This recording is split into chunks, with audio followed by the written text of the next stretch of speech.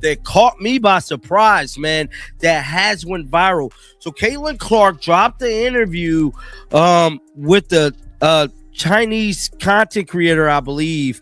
And yeah, his channel wasn't that big. And for her to sit down and talk to him, I think she got paid, bro. There's a ton of content creators over here from the States that Caitlin Clark could have sat down with. This guy channel is sitting at now. I don't know his familiarity with basketball, but I think he might be a big staple over there in China in basketball. But for her to sit down with this, she finally said it. Caitlin Clark's interview didn't premiere on ESPN or with Rachel Nichols. It surfaced through a little-known Chinese content creator, instantly shaking the sports media world.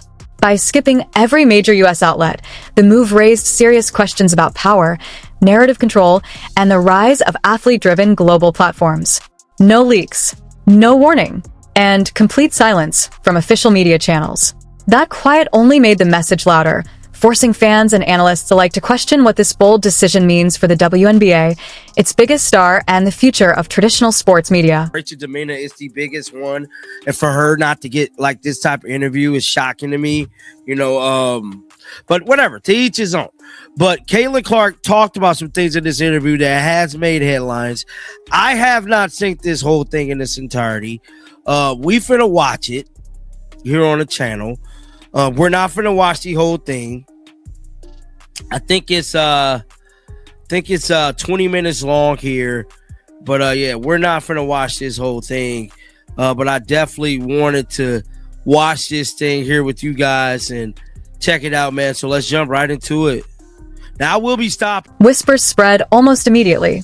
Was there money involved? Choosing a relatively small international platform over long-established media giants doesn't look accidental. It feels deliberate. This wasn't a casual sit-down or a random appearance.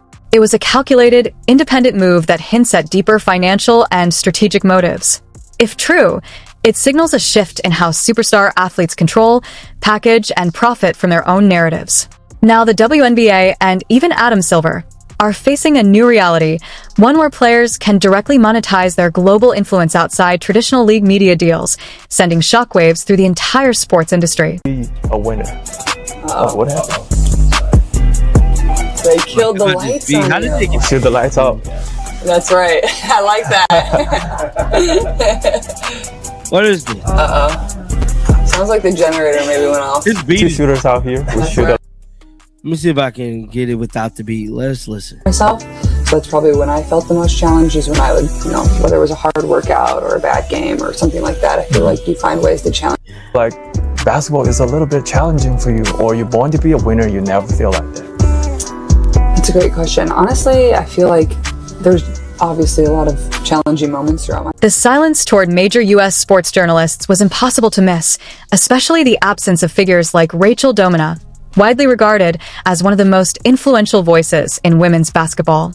Clark's decision to go another direction wasn't accidental. It was intentional. This move suggests a clear shift in how she wants to manage media relationships and shape her public image. By bypassing long-standing outlets, she sent a powerful signal that traditional access is no longer guaranteed. The question now is what this means for the league's trusted media partners, and whether those who have long amplified the sport will find themselves on the outside looking in. It's a great question. Honestly, I feel like there's obviously a lot of challenging moments throughout my career. I feel like I probably always had a lot of natural skill, but I also wanted to get a lot better at it. So I always found ways to challenge myself. So that's probably when I felt the most challenge, is when I would, whether it was a hard workout or a bad game or something like that. I feel like you find ways to challenge yourself within those moments.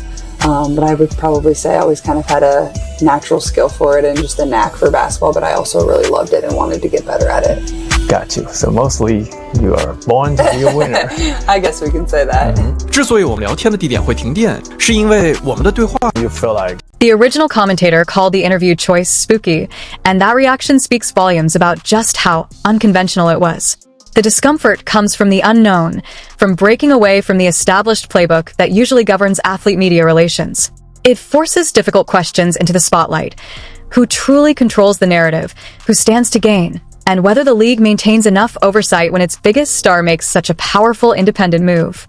That uneasy, unpredictable element is exactly what Adam Silver now has to manage as he works to protect league stability and preserve a consistent global brand. I'm trying to give it some more moments. And that was the greatest thing for me, going throughout the recruiting process is like I wanted to play for a coach.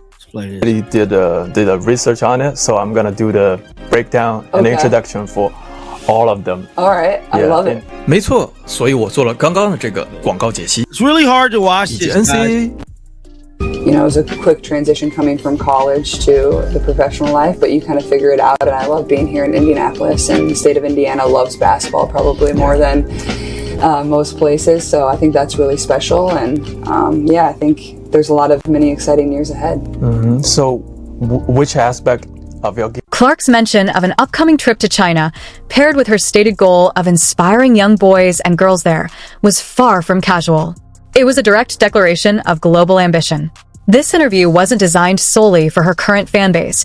It was a calculated reach toward a vast, untapped international audience. By doing so, she has clearly positioned her personal brand within a global growth strategy, one that carries real influence and may move on a faster, more independent timeline than the league's official international plans. Do you think has changed the most because you already have your arsenals, your passing? You mentioned the passing a lot. Yeah. And everybody knows you have the threes. Yeah. So which part of your game changed the most? Changed the most. Honestly, I think you just have to add a lot to your game when you become a professional because everybody kind of knows what you're good at. So you kind of have to be better at a lot more things. You have to do different things. So I think that's probably been a learning curve of just trying to get better and better every single day. And I remember that after my rookie year. Obviously, you don't have much time when you graduate college and you come to the WNBA to really improve and work on your game because you have a turnaround of a month before you start playing. This raises the central question. Is Clark leading the WNBA's expansion into the Chinese market, or is she carving out a path of her own, separate from league strategy? That distinction matters more than it seems. If this is an independent move, it establishes a powerful new standard for player autonomy in global brand building, one that Adam Silver cannot ignore. In that scenario, the league's international direction may no longer be dictated solely from the top, but shaped, intentionally or not, by the personal initiatives of its most influential stars. So how you feel about that? That's pretty cool. And obviously, China's not a place I've ever been to, but I know I'll be there very soon. And I think that's super exciting. And I think having that type of reach is something that also has an impact on me. You get to inspire so many different people, so many people from different walks of life, but they all love the same thing. They love basketball and they love getting to watch it and become better at it. And that's exactly kind of what my story was. I always just wanted to be better. I loved watching it. I wanted to put a lot of time into improving my game. So hopefully I'm inspiring a lot of people in China, especially the young boys and girls, to want to really invest a lot of time to be as great as they can be. The New Highs podcast you mentioned. Clark's sincere ambition to motivate young people around the world, particularly in regions like China, aligns closely with the WNBA's mission to expand the game. She frames her journey as proof that hard work and dedication pay off, encouraging others to invest the time necessary to reach their full potential. Delivering this message through an unconventional platform amplifies its impact, creating a strategically nuanced benefit that the league would likely want to highlight, albeit within its own controlled framework. Rusty at all going in? I mean, not really. I think you're just a little anxious to get out there and get playing again. I felt really good. I thought there was a few periods where I felt a little tired. I asked for a sub there in the second half or in the second quarter, and Steph got me a quick one. But other than that, my legs felt really strong. I felt in good shape, and a lot of that is credit to our medical team. Have kept me in shape, even though I haven't been able to maybe be up and down as much as everybody else. It's just finding other things to do that I can find confidence in. I'm ready to play, and that's certainly how I felt out there. Clark's candid reflections on the swift shift from college to professional basketball offer a rare look into the intense demands facing emerging WNBA stars. She highlighted the limited time players have to refine their game after college, exposing the relentless grind of professional athletics. This perspective could shape how the league approaches player development and support, particularly for those navigating immense public scrutiny. Even after an outstanding rookie season, Clark stressed her daily commitment to improvement, demonstrating a relentless work ethic and awareness of how much room there still is to grow. Her dedication underscores both her personal drive and the demanding schedule of the WNBA, where players must balance ongoing skill development with constant competition and travel. Clark reflected on the ways she continuously pushes herself, whether through intense workouts or navigating difficult games, revealing a deeply rooted competitive spirit. She acknowledged her natural talent while emphasizing an unrelenting drive to improve, demonstrating that her success stems more from internal motivation than external pressure. The interview subtly showcased her winner's mentality, unwavering self-belief, and relentless pursuit of excellence. Rather than being overwhelmed by the challenges of basketball, she finds ways to confront and overcome them. This mindset is essential for players facing intense scrutiny and contributes to her appeal as a compelling figure for global audiences, including emerging international markets. Even amid her global ambitions, Clark expressed heartfelt appreciation for Indianapolis and the state of Indiana, noting their deep passion for the game. This local connection anchors Clark's story, showing that while her ambitions spanned international markets, she remains deeply committed to her home community.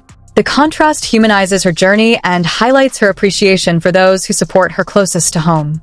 She explained how her professional career required significant evolution, forcing her to diversify her skills since opponents quickly learn a player's strengths. This candid insight illustrates the strategic adjustments necessary at the highest level, emphasizing constant adaptation to stay ahead of competitors. A particularly moving moment came when Clark spoke about her desire to create more opportunities for young girls in basketball, reflecting her own childhood experiences. This commitment aligns closely with the WNBA's mission, reinforcing the importance of growth and investment in youth sports. Clark's personal connection to this issue positions her as a compelling advocate for the WNBA's core mission, helping drive future growth. She shared that, as a young girl, she played in boys' leagues because her father could not find a girls' league at the time. This detail provides important historical context, highlighting past inequalities and illustrating the tremendous progress women's basketball has achieved. Clark's journey, from competing alongside boys to becoming a global icon, offers a powerful narrative of how far the sport has come and how much further it must go to ensure equitable access.